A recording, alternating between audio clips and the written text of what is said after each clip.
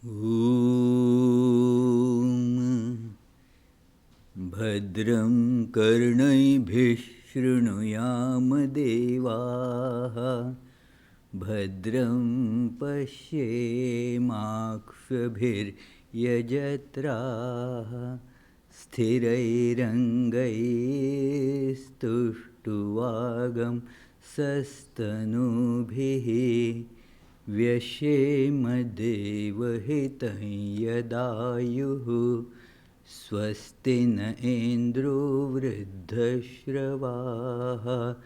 स्वस्ति न पूषा विश्ववेदाः स्वस्ति नस्तार्क्ष्यो अरिष्टनेमिः स्वस्ति नो बृहस्पतिर्दधातु ॐ शान्ति शान्ति शान्तिः.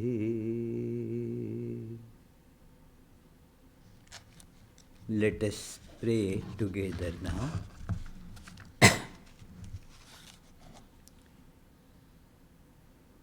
We offer our salutations to the all-loving being who endows all beings with consciousness.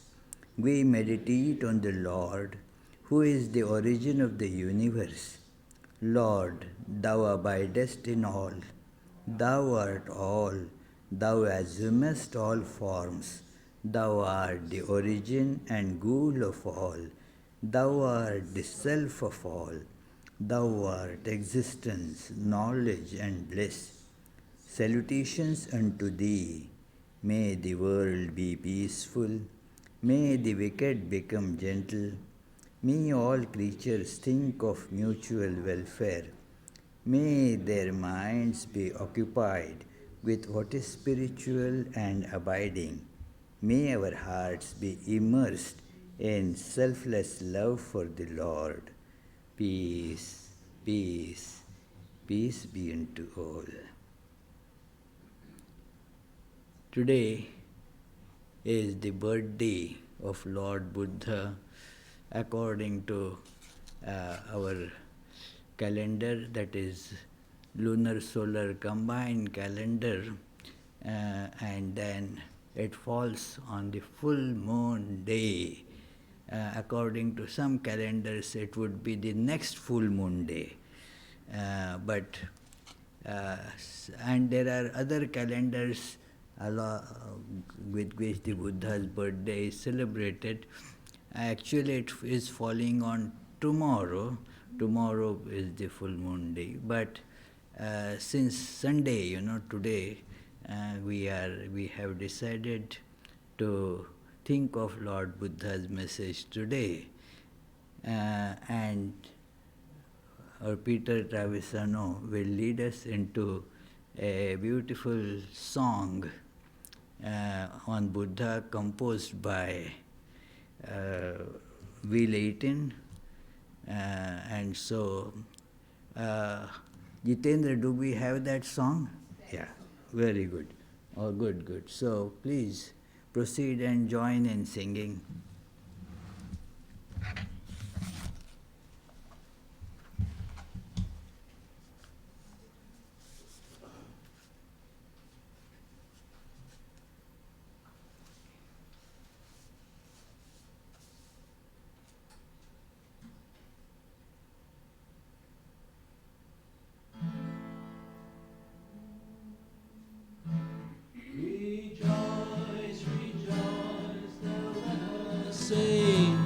For He was born this day. The truth, the Buddha has found the way. Nirvana, His gift to all. Rejoice, rejoice, now let us sing.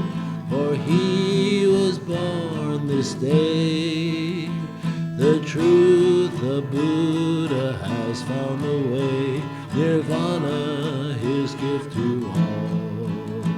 In birth and growth, death and decay, His endless wheel turned on.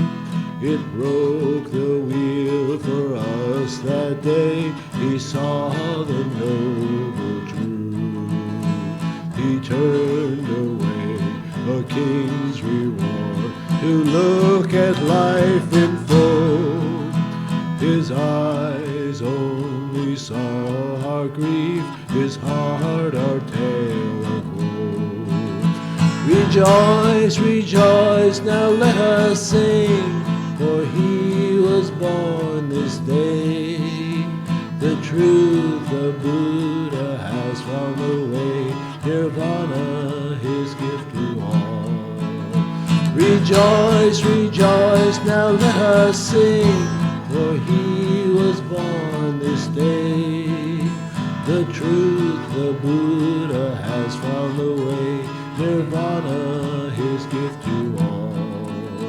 We felt apart the burden great, the weight of life and death. He turned and spoke to such as we, our hearts became his own.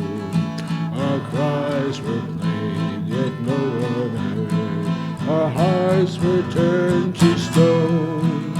He heard our moans, he knew our pain, compassion thrilled his heart.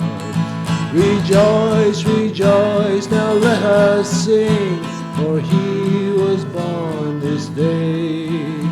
Through truth the Buddha has found the way, Nirvana his gift to all. Rejoice, rejoice, now let us sing, for he was born this day. The truth the Buddha has found the way, Nirvana his gift to all. We dreamed and dreamed this empty play, illusion filled our eyes, but he awoke and broke the dream, the Lord of truth and light. We saw until he came to us, the shadows, mists, and mirth. He brought a lamp into our lives, a light to show the way. Rejoice, rejoice, now let us sing, for he was born this day. The truth the Buddha has found the way, Nirvana his gift to all. Rejoice, rejoice, now let us sing, for he was born this day. The truth the Buddha has found the way, Nirvana his gift to all. We searched for peace, a end to strife, desire held us too close, but he came and freed our minds of fear, the rule of earth and none. We knew not who nor whence he'd come, or why we drifted so, but he with love has made all clear, a way for us to see. Rejoice, rejoice, now let us sing, for he was born this day. The truth the Buddha has found the way, Nirvana his gift to all. Rejoice, rejoice, now let us sing, for he was born this day. The truth the Buddha has found the way, Nirvana his gift to all. Rejoice, rejoice, now let us sing, for he was born this day. The truth the Buddha has found the way, Nirvana his gift to all.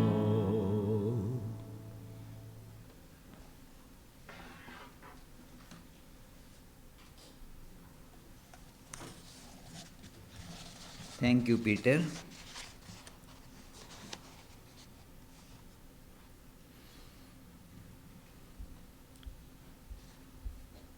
Buddham gacchami, Dhammam saranam gacchami, Sangham Sharanam Gacchami.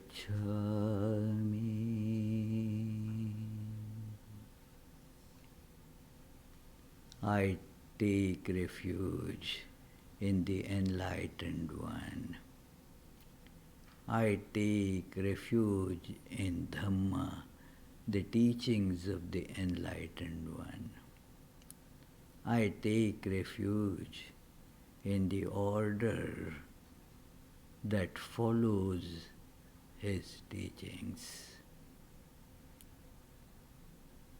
Dear friends,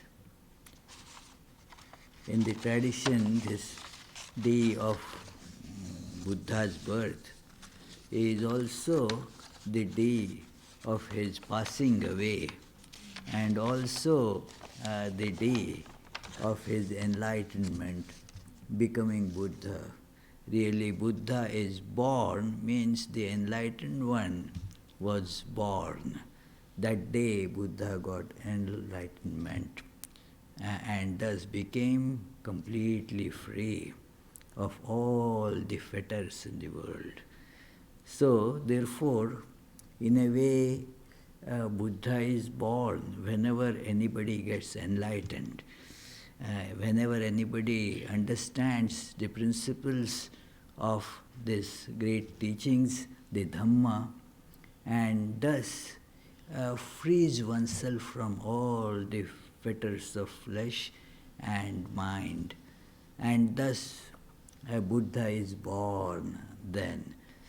It was Buddha's one teaching that when he was being praised by Ananda, his attendant for many years and ardent disciple, that, well, nobody is like you. You are the supreme. There was nobody even before like you. Nobody now like you, and nobody is going to come after you like you. You are the supreme. And Tathagata stopped him, pointing out how illogical this statement is. That he asked, this means that you know all people that came before me, isn't it? Your statement indicates that you know all the people who came before me. And Ananda said, no, I don't think so. And do you know all the people who are going to come after me? No, Venerable Sir, I don't know that. And do you know all the people right now? No. Then why are you making this statement? Then he proceeded to say that Buddha is not a particular name. I was born as Siddhartha. That was my name. Then I understood the truth. I gave up whatever was to be given up, and I held on to that which is to be held on to. And thus, having done this, I get called as the awakened one or the wise one, the Buddha. And anyone who does like this will be called Buddha. It is not a monopoly. It is not that I alone. The teachings were all based on this universality, that anybody can attain to this highest goal in life. It is not that only once in history somebody got it and that's it. Now we have no way but to just believe in that. No, you verify it for yourself. Each of us has equal right to reach that truth. And this message he reiterates on the last day of his physical existence here. He lived a long life. lived for 80 years. And as he entered the 80th year, he saw his body is becoming weak. He saw his limbs are not strong as before. He saw that he is assailed by some illness, and he thought that, well, now it's the time that this body will not last much longer. So he retired to a place called Kushinara, and it is in the somewhat forest-like place on the mountain, not very close to any big cities of that time. So he decided to stay there. Many monks followed him there. And then he gave them this message that, well, hold on to truth and be light unto yourself. Hold on to Dhamma, the teachings. It is a very long passage, and the translations differ when the phrases are translated into English, because those, first of all, the original text also has different versions. The Pali version, then the Tibetan version, the Sanskrit version, and so forth. And then it gets translated also differently. One popular translation is this: be a lamp unto yourself, or be light unto yourself. Do not look up to other persons. Do not take refuge in anyone. Be light unto yourself. So, another translation which has a different connotation, it says, be island unto yourself. Because be island unto yourself means you have to disseminate the message in the group. So that is one way of putting that connotation. Can also apply to light, that be light unto yourself only means that do not depend on others as such, but it does not prevent you from becoming a disseminator of this message. When you become light unto yourself, you become the illuminator of the surroundings as well. So that also is an important meaning associated with this: be light unto yourself. So this statement, this teaching, we see is coupled with many advices, a long list of instructions given to Ananda on that occasion, that it is you have to hold on to the truth, you have to hold on to Dhamma, the teachings, and whatever I have told, I have already given my message. Now you hold on to that. It comes in Mahaparinibbana Sutta. Mahaparinirvan means when Buddha, this Tathagata, this enlightened one, now is on his final journey, Mahaparinirvan, his final journey from this body into the eternity. So he told to call everybody, whosoever can be told, that now Buddha is on his final voyage, his body is not going to last much. So, lest you may grieve that, we missed hearing the last words of Buddha. Please come. And the message was sent, and lots of monks and lay devotees, they assembled there. And Buddha gave long instructions to them that how this order should proceed, how one should conduct oneself. But this has been the central theme, that it depends on you primarily. Be light unto yourself. It is what it means is that there is no other savior but you yourself. It is that somebody is my savior, and that savior will just pull me out from whatever state I am and take me to enlightenment and so forth, has some utility. That yes, you can, by surrendering to that person, that being, you give up all other refuges, like taking refuge in money, taking refuge in one's own ego, and so forth. Instead you take refuge in that God-like being. That is one utility, a very, very important one. But the danger is then one becomes complacent.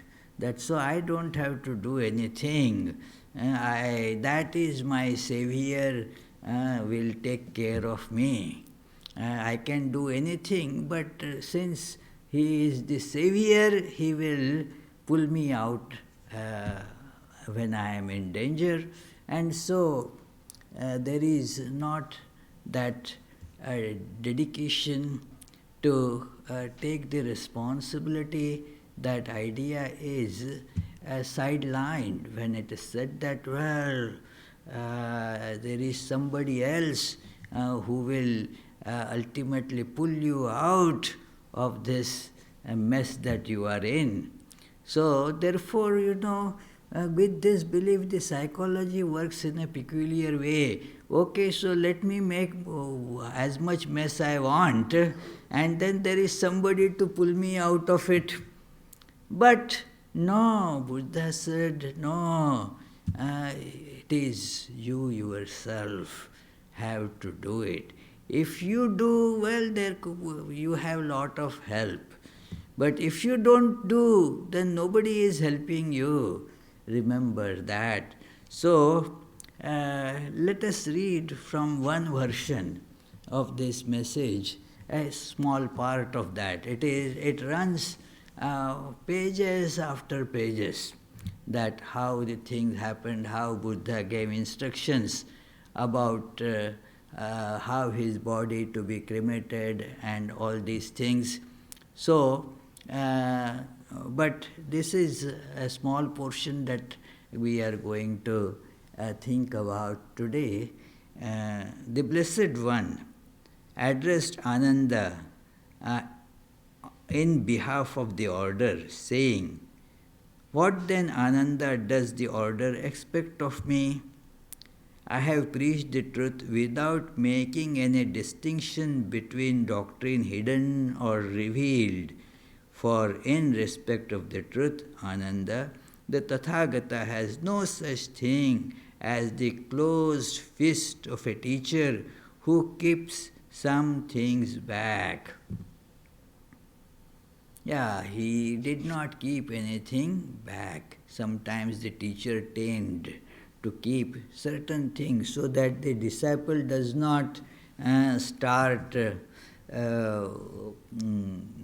overreaching or insulting the teacher. So the teacher keeps something without revealing. But Buddha said, no, I have given freely. And there is no closed fist. And then this passage continues, "Surely, Ananda, should there be anyone who harbor the thought, it is I who will lead the brotherhood or the order is dependent on me, he should lay down instructions in any matter concerning the order. Now the Tathagata Ananda thinks not that it is he who should lead the brotherhood or that the order is dependent upon him. Why then should the Tathagata leave instructions in any matter concerning the order? I am now grown old, O Ananda, and full of years. My journey is drawing to its close. I have reached the sum of my days. I am turning 80 years of age. Just as a worn-out cart cannot be made to move along without much difficulty, so the body of Tathagata can only be kept going with much additional care. It is only when the Tathagata Ananda ceases to attend to any outward thing, becomes plunged in that devout meditation of heart which is concerned with no bodily object, it is only then that the body of Tathagata is at ease. Otherwise, it is full of pain, inconveniences, troubles. So, he says that is the state of the body, like the old cart, like an old car, it doesn't always dependable, has lot of problems.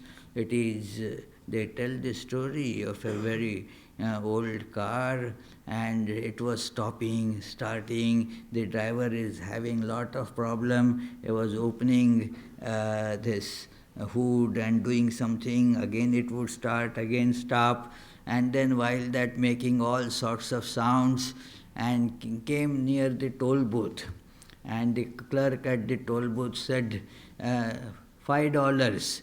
The man came out of the car, said, sold. So it is. Well, that is how it is a torture then to keep on carrying it. So, therefore, Tathagata saw that he has disseminated the message, he has given everything fully. And then he continues telling to Ananda, therefore, O Ananda, be ye lamps unto yourself. Rely on yourself and do not rely on external help. Hold fast to the truth as lamp. Seek salvation alone in the truth. Look not for assistance to any besides yourself. This is so important to, remember and practice, that I have to do it. I am the responsible person for myself. It is, this teaching is very important. If in Upanishads also you discover these teachings in Bhagavad Gita too. Uddharet atmanatmanam natmanam avasadayet atmaiva hi atmano bandhu atmaiva ripuratmanah. In the 6th chapter of Bhagavad Gita, you read this great idea that you yourself lift yourself out of this terrible mire that you are stuck in, and do not let yourself plunge deeper into it. Na atmanam avasadayet. Do not hurt yourself anymore by just crying. It is because you yourself are your best friend. You yourself are your worst enemy. It is one reason that we seek the help of others and depend on others is it is very subtle. It is not obvious. We don't do it with that deliberate intention. But then we can lay blame on that other, I thought that person is going to help me, didn't, and therefore I am stuck in this terrible situation. So, this is a tendency of human mind to find a scapegoat, to lay the blame on somebody else, that I wanted to do this, but because of this fellow or that fellow, this, I could not do it. And thus, this tendency gets more and more developed in us, that keep on blaming others, which never can solve the main problem, that I have to do it. It is, I am the one who is rowing the boat, and then if I sunk it myself, why anybody is to be blamed for it? It is, that is what is very important to note, that we are responsible.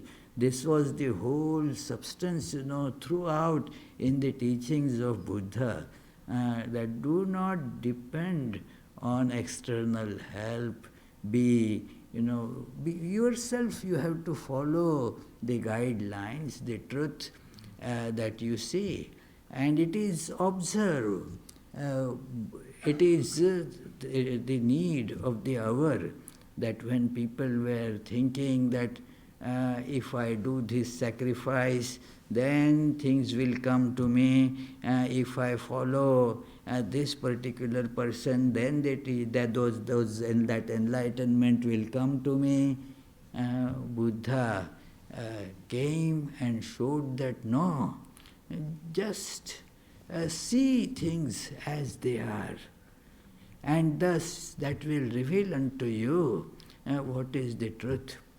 As he saw that everything is impermanent, the message is that do not attach permanence to anything that is having a shape, that is having a being, because anything that comes into being is going to go on decaying, changing, decaying and vanishing. There is no stability in any of these forms. They come, they appear like bubbles, and they vanish. There is no stability. But because we seek stability in it, and we come to misery. If we see that they are unstable, and thus this truth is kept in us, then we will not suffer when they vanish. Because that is the truth. When the body, it comes, it keeps on changing, and it dies. Well, when you know that that is the nature of things, impermanence, everything that one can think of being limited, being a form, it is subject to change and destruction. And therefore, seeing this, and this anybody with a calm mind can see, that yes, things come, I get associated, attached, tied to it. But then that keeps on changing, till it is no more, that thing is no more there. And that leaves me in a state of bondage, because I was clinging to something that was not really there. So I keep on changing from one form to another form to another form. This clinging goes on. So then one has to develop this knowledge just by observation. See things as they are, that they come, they change, they go. There is no stability in any of these things. They are being by very nature unstable. Do not try to cling on to them as if they are stable. And thus, how to inculcate this kind of perception, he gave what is called Eightfold Noble Paths. That how this Eightfold Noble Path is to build our character on these principles of Four Noble Truths. That everything therefore is suffering. And then this suffering has this cause of, getting or attaching to things that change. And then there is a way out of it. There is a state where the suffering ceases. Because you completely give up now attaching yourself to the untruth, and thus you are free. Now there is the path, that is the Fourth Noble Truth, the path to reach that state. So that is called the Eightfold Noble Path.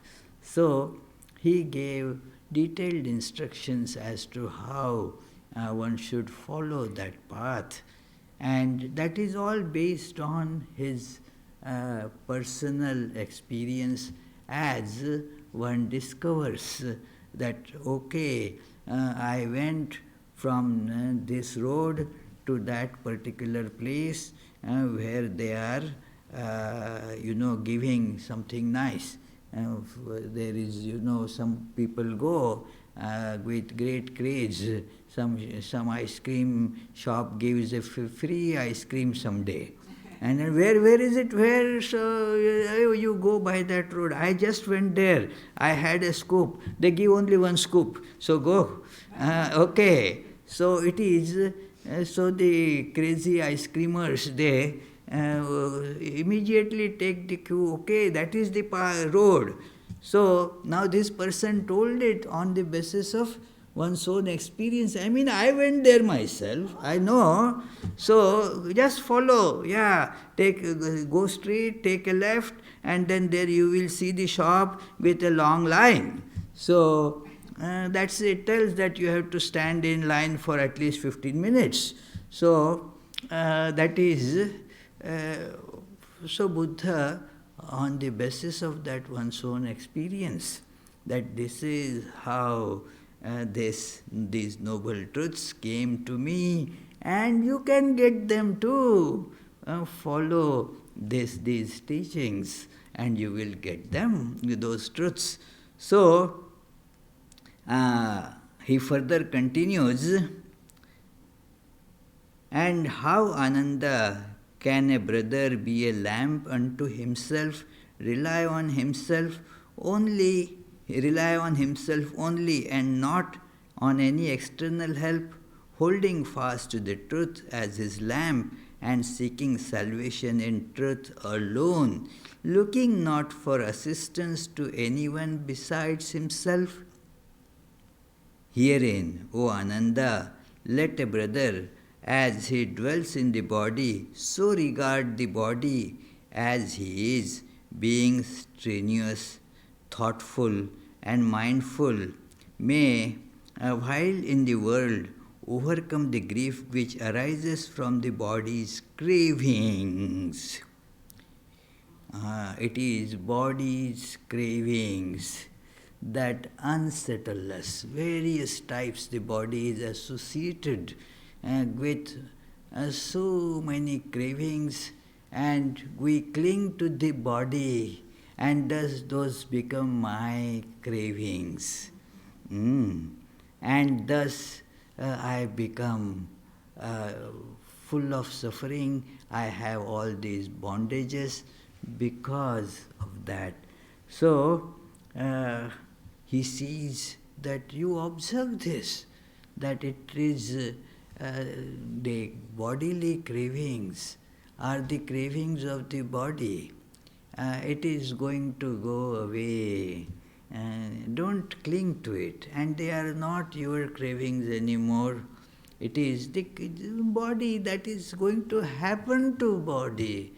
Like I have put on this shirt. Suppose now you come and give a blow on the shirt. I'll say, why are you beating me?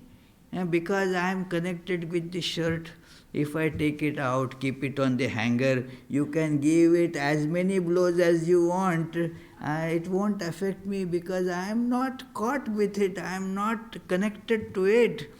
And thus, when we mentally, thoughtfully disengage ourselves from this body, it is a clothing. And then the cravings of the body do not become my cravings.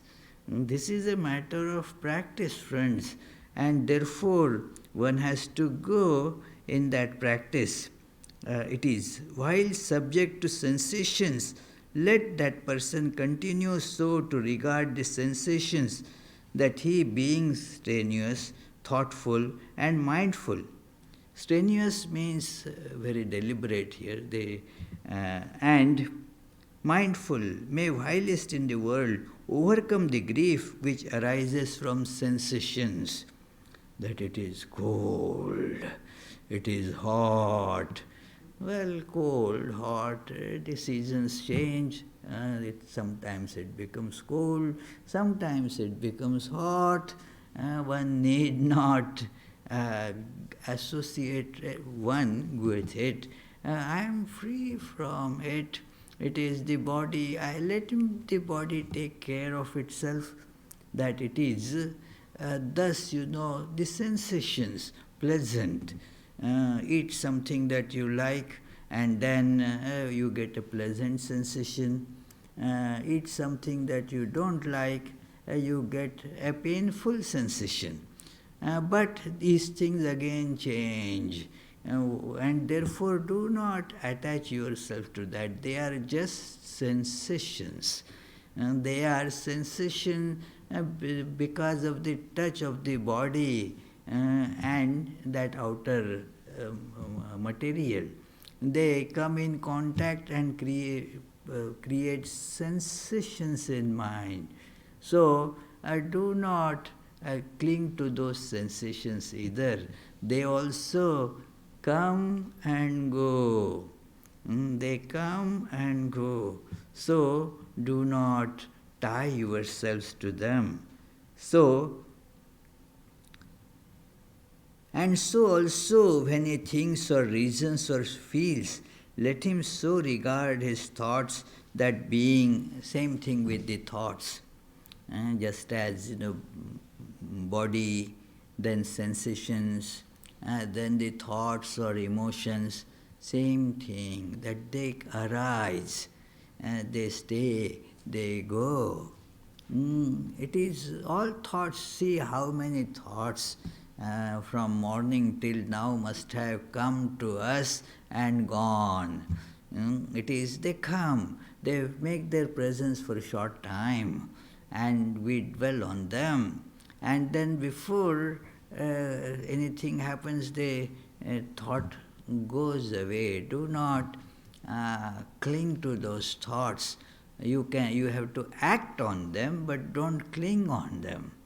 It is, therefore, there is a very nice saying in Sanskrit, and that remember this nature of the thoughts, that it is, they come and then go. So it is said that Shubhasya Shighram Ashubhasya Kalaharanam.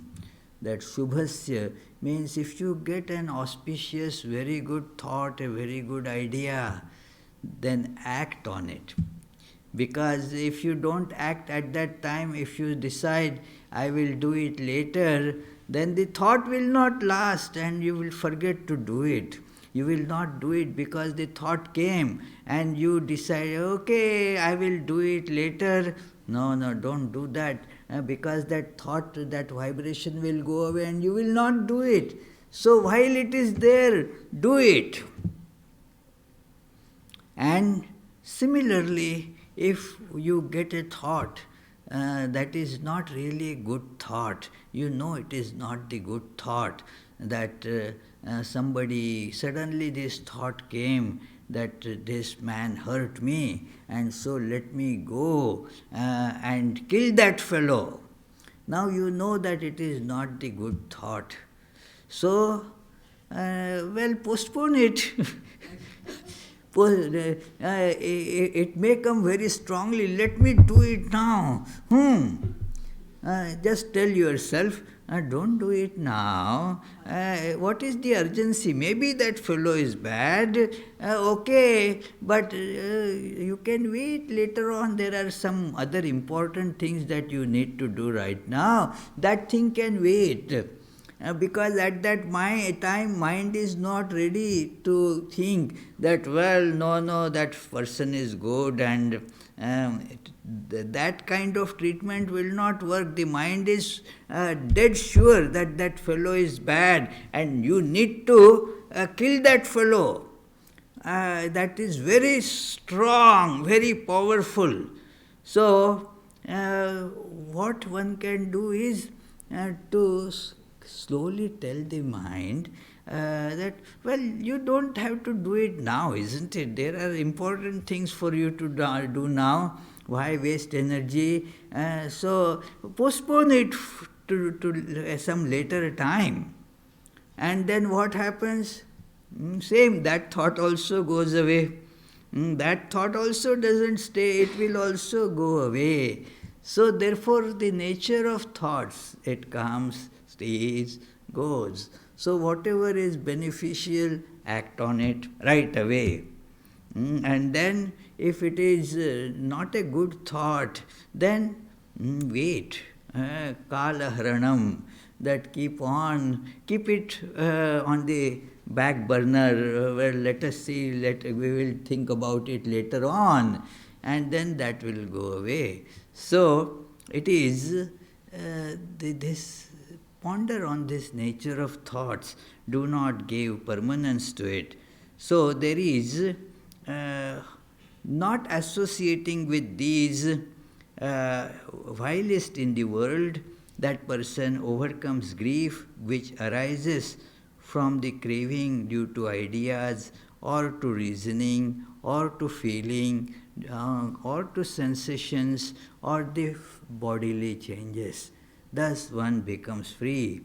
And then he continues that those who either now or after I am dead shall be lambs unto themselves, relying upon themselves only, and not relying upon any external help, but holding fast to the truth as their lamp, and seeking their salvation in the truth alone, shall not look for assistance to anyone besides themselves. It is they, Ananda, amongst my bhikkhus, who shall reach the very topmost height. But they must be anxious to learn this truth. That is, yes, that one should therefore hold on to the truth as the lamp. The question is, but what is truth? Be truth our lamp, but what is truth? And how can we prove the truth? This question has been analyzed by many for a long time. What is truth? And it is difficult because this idea of truth is so innate in us. It is prior to everything else. On the basis of that innate understanding of truth, we prove all other things. But this idea is prior, that this is truth, this is untruth. It is not instilled by anybody. That the particular matter about it, like this is truth and this is not truth, yes, it came maybe sometimes, but the idea of truth has always been innate in us. And therefore, that being the case, that is something that is uncreated, that is something that is not put in to you from some external source. You are with it. So therefore, there is no particular definition of it. If you define what happens, you actually confine it. That is, it is that other definition of defining comes into picture. Defining like desalination, or before that it was fine, but then we defined it, so all that fineness went away. So it is define. That is the meaning of defining. You confine it, that this is this and this is not this. So therefore truth cannot be defined as such. But we all know it intrinsically. And on the basis of that innate knowledge that we do everything else, and that being the basis of everything else, it can never be proved, because that is the first thing that we use to prove anything. So this is, in fact, one of the great scientists who is considered father of microbiology, Max Delbruck, his name. I was struck when I read his lecture that he gave while accepting the Nobel Prize, that he said to me, the basis of life is this innate awareness of truth, that there is the awareness of what is true, what is not true. The instrument, is innate, and how that instrument functions differs. But this instrument of truth is not put in by anything. You cannot inject the truth into somebody. There are no medical pills available that you can take and then you will get truth by them. It is, the truth is innate, and therefore hold on to that, and thus we will be lamps to ourselves. In that light, then we will walk on this path, the noble path. It is, and then that is, we will be Buddha. Our, the time that it happens, that will be a birth of Buddha. Buddha is born, as it were, then. So friends, let us think of these things and see that we do not depend on somebody else to save us. Every help will come, but this, I have to be the fulcrum of it. That yes, I have to do it myself. I have to take that responsibility. Be guide unto yourself.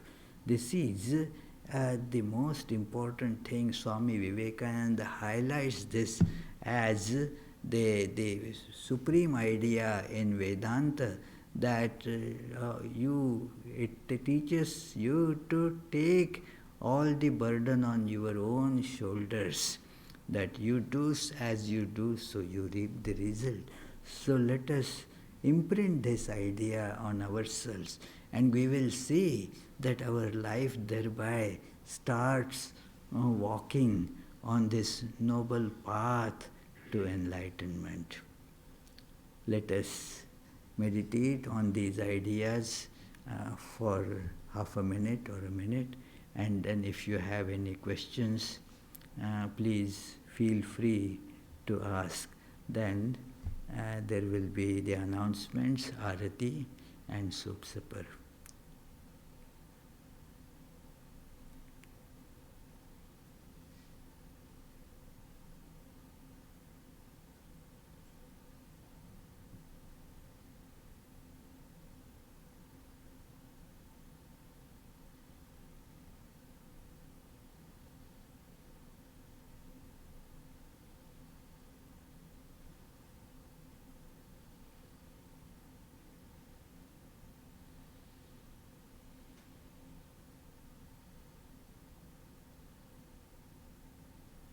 Yes, please.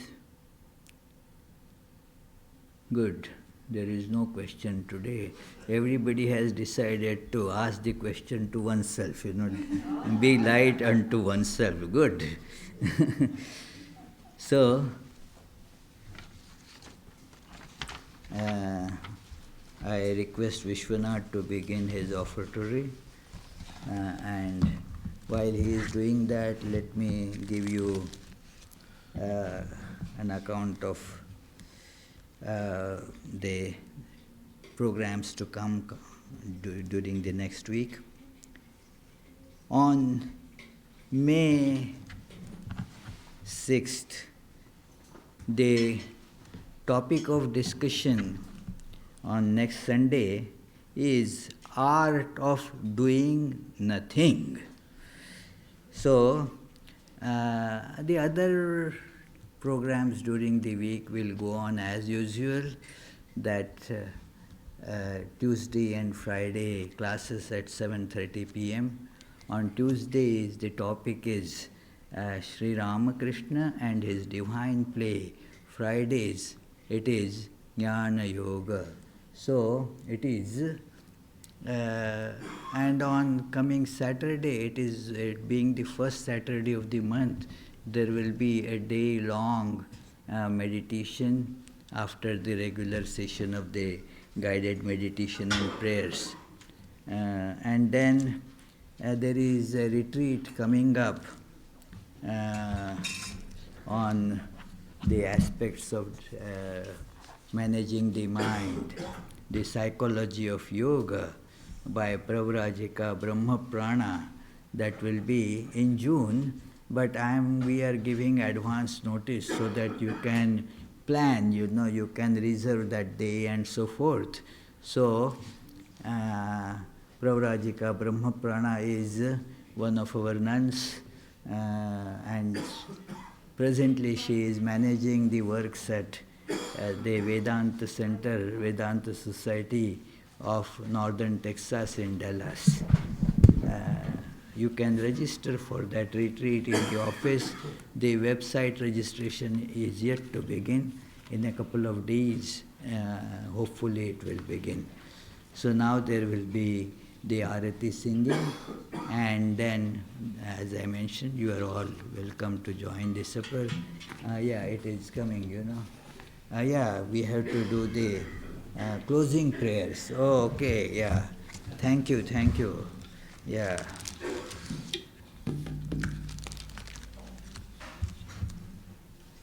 May the Divine, who is Father in heaven of the Christians, Holy One of the Jewish faith, Allah of the Muslims, Buddha of the Buddhists, Tao of the Taoists, Great Spirit of the Native Americans, Ahur Mazda of the Zoroastrians, and Brahman of the Hindus, lead us from the unreal to the real, from darkness to light, from death to immortality. May the all-loving being manifest himself unto us and grant us abiding understanding and all-consuming divine love. Peace, peace, peace be unto all.